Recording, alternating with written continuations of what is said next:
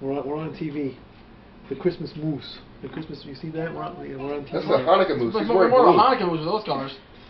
Oh yeah, it is. Well, Hanukkah, Christmas, whatever. We're here at Casa D18 Green Room in front of the tree, and I'm back again. Woohoo! Guess who's back? Yeah, really. We're gonna do Christmas movies now. You go over here and you just hang out for a bit. Now, if these movies seem repetitive because you've been watching everybody else's show, or if they're not and you're watching for the first time, be forewarned. We have a lot of doubles, and that's okay because we all think alike. Great minds think alike. Don't say that. Why? Because then we would have too many fights. We all thought alike. Oh my god. It'd be crazy in here. If we all thought alike and all got along, then we wouldn't fight. Anywho, top 10 movies. Here we go. All Christmas based. Here we go. Here we go. David Letterman. Number 10. Jim Carrey's How the Grinch Stole Christmas from 2000. Reason being, the makeup. Thank you. Very good. Good job. Reason being number 1, the makeup job. Wow. That was... Jim Carrey had said that he was in the suit for so long he got a bit of case of claustrophobia because the makeup was that creepy, you know, and it, you know, how many points was that, Renegade? 18. 18, there you go. Off of a 3-letter word. Oh, there you go. Was it a triple or a double? Triple letter. There you go. Words with friends. I'm almost at 100 wins. But yeah, you know, I mean, the fur and the latex and the claws, you know, and all that. I can see how you can get claustrophobia with all that work. You got to sit in the chair for 4 hours. You got to put all this glue on you. They got to paint you green. You know, so. What's wrong with the color green? Why gotta be a color thing? Yeah, why is it gotta be a color thing? That's the Shout out to Tyler. Shout out, that's right. Merry Christmas, Tyler. How are you? Yeah, Merry Christmas, Tyler. So, How the Grinch Stole Christmas. Jim Carrey, great guy, number 10. Number 9, Christmas with the Kranks, 2004. You know? My favorite scene from Christmas with the Kranks has to be the Botox scene. Basically, they're trying to, you know, be all cool and hip and spray on tans and whatever, and he gets the Botox injections in his face, so his mouth is like this. Okay, and he's stuck. Because that's what happens, and that's what happens when you get Botox.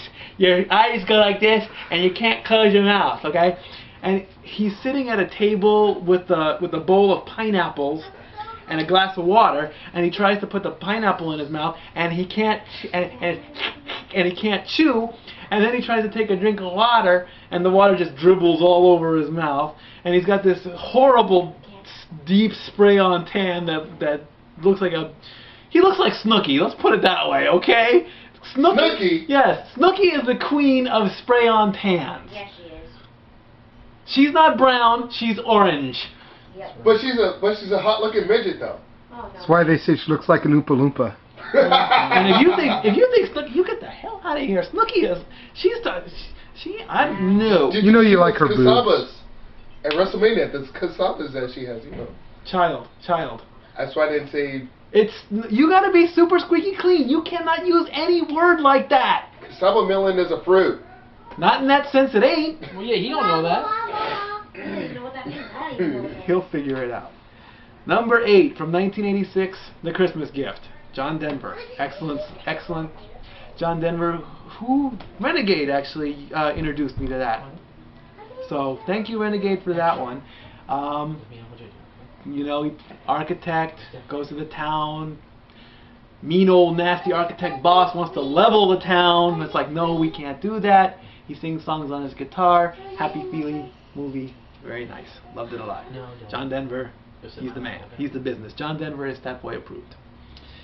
Number 7, the original Miracle on 34th Street, 1947. Fred Burks. No Fred Mertz. I already talked about him before. No Fred Mertz. Fred Mart. Thank you, Dylan. No Fred Mertz. It's Fred Mart. There are 2 versions, black and white, of course, and they colorized it a few years later. I like the whole thing, though. I don't like it. It's in black and white.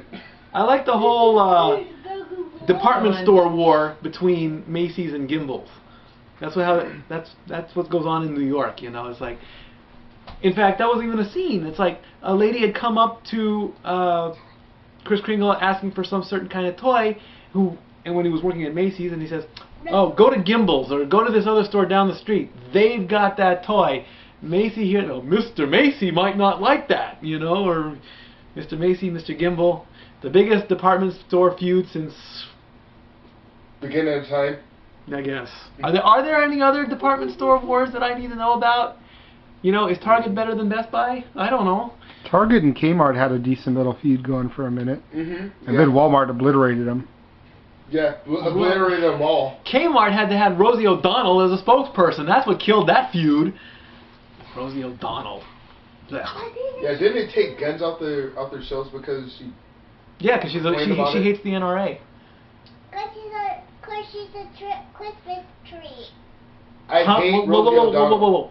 What?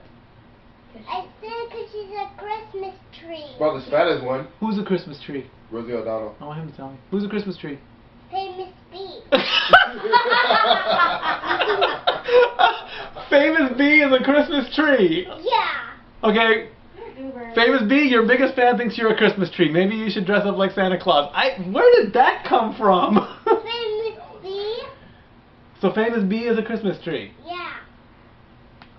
I'll pick the My nephew lays it. Whoa. No, go back. Save your big moment for later, okay? Okay, number 6, Home Alone 2. Not Home Alone. Christmas tree is number 1. Okay, yeah, the Christmas tree is number 1, yes. Home Alone 2, Lost in New York. Mainly I like it better because 1, I saw it in theaters. And with all the traps going off, it's like... From the beginning with the bricks, from the top of the thing, it's like... How do you take 4 bricks to the head and not die? If you're getting hit from a brick from 2 stories up, you should be dead. Everything that happened to them in the entire movie, they should have been dead. Anybody ever tell you that TV ain't real? But still, I mean, let's go over the list. Bricks to the head, wrenches to the head, electrocuted, fire torch, falling off of a 2-story, falling into the hole, falling off a ladder, hit with, well, they didn't get hit with paint cans, they got hit by a giant lead pipe. Let's see. And Marv got the worst end of it, too. Joe Pesci's character got away with, he got the way it's got. Marv took, he got the 50-pound cement block in his head. You know, he got 10,000 volts. So why does Mr. Daniel Stern get more punishment than Joe Pesci? Because he was a voiceover. Would you want to Kevin F with Joe Pesci? Years. You've seen Casino. Daniel Stern was just the voiceover for Kevin Arnold on The Wonder Years. There you go. Joe Pesci is a bad A gangster. In Casino and The Goodfellas. Yeah. You don't want to F with Joe Pesci. Around him. There you go. Number 5, Christmas Story, 1983. You'll shoot your eye out, kid. Saw that for the first time. Actually, I saw it in middle school. We were watching it. Teacher was nice, you know, so she put on the Christmas Story. We had to go over 3 days because classes were only 40 minutes long back then. So we had to watch it, come back the next day, watch it, come back the next day, watch it, come back the next day, then write a report on it. It's like, teacher, can't we just watch a movie? It's Christmas. I want a 200-page essay on the Christmas Story. Essay this. Yeah, really. Yeah, I don't even think the script is 200 pages. The first time I seen it was like the year after I got that cherry red bicycle, where I gave my dissertation on why I love that movie so much. Is it TNT or TBS that bastardizes it? TBS. TBS. Don't, come on, give us maybe half the day. In fact, do it from Christmas 12 o'clock noon to 8 o'clock dinner time. That way, when you wake up on Christmas morning, you have your presents, you go to your family, you have dinner, you come home, you can take that long winter nap you want. Number 4, It's a Wonderful Life, 1946. Thank you, Pop. Pop introduced me to that one. Should have been higher. It's in the top 5. It's in the top 5. Look, Daddy. Teacher says every time a bell rings, an angel gets his wings. Yes. That's right. That's right. Yeah, that's right. Attaboy, Clarence. Attaboy, Clarence. And of course the scene with after they come out of the gymnasium with a whole set of different clothes on, and his Buffalo soon-to-be girls wife, come out Buffalo tonight. Girls come out tonight, and What'd you wish when you threw that wrong? No. When the robe actually comes off and she's in the bushes, you know, and he's saying, well, this is an interesting situation. You know, if that was done in this day, You would have been getting laid. that movie would be rated X. If you did a remake of, yeah, really, I said it. I'm sorry about that one. Not too soon. Not too soon. Number 3. Not too soon. Not too soon. Stop, Dylan. No, let him go. You know, we all told him to stop. He stopped. I didn't tell him to stop. You're doing your show. Number 3. Tim Allen ends up twice on my list with the Santa Claus, 1994. Saw that in theaters. I actually saw that at the El Capitan with my grandma. It was very fun to watch. It was a good movie.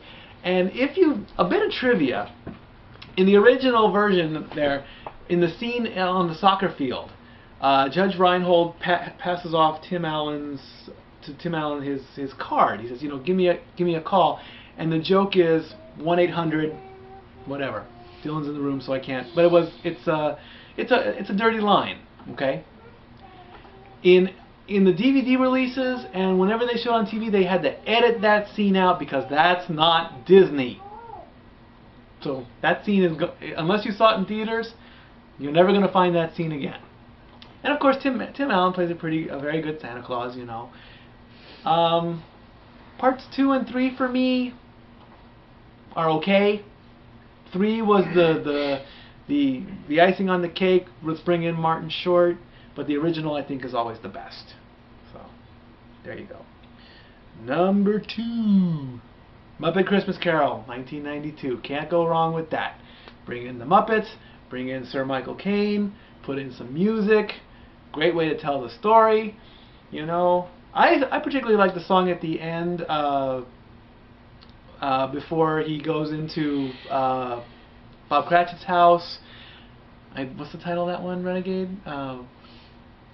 It's one of the big Christmas. Damn it, I hate that. Christmas Carol? Huh? Christmas Carol? Muppet Christmas Carol. Muppet, yeah. Yeah. So what's the question? The big song before he goes into Cratchit's house. Oh, I forget. It's that upbeat, happy when he Come on, Muppets, Mark, tell us. He doesn't. It's okay. He doesn't know. I don't know either. You know. And my number 1, 1938, Christmas Carol, the Reginald Owen version. That's the best one in my opinion. You know, it's a classic.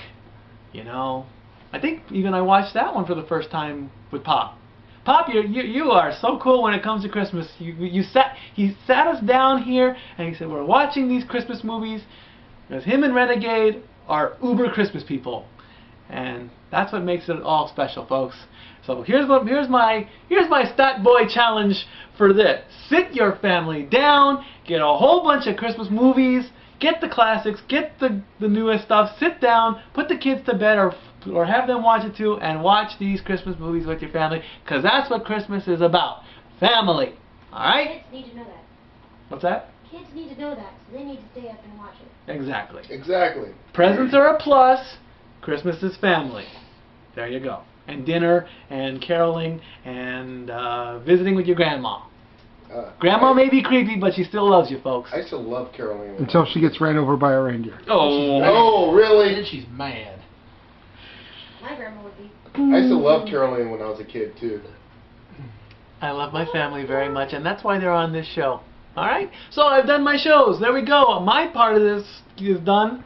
Watch the rest of the stuff, and I will see you next time. Christmas Stat Boy out.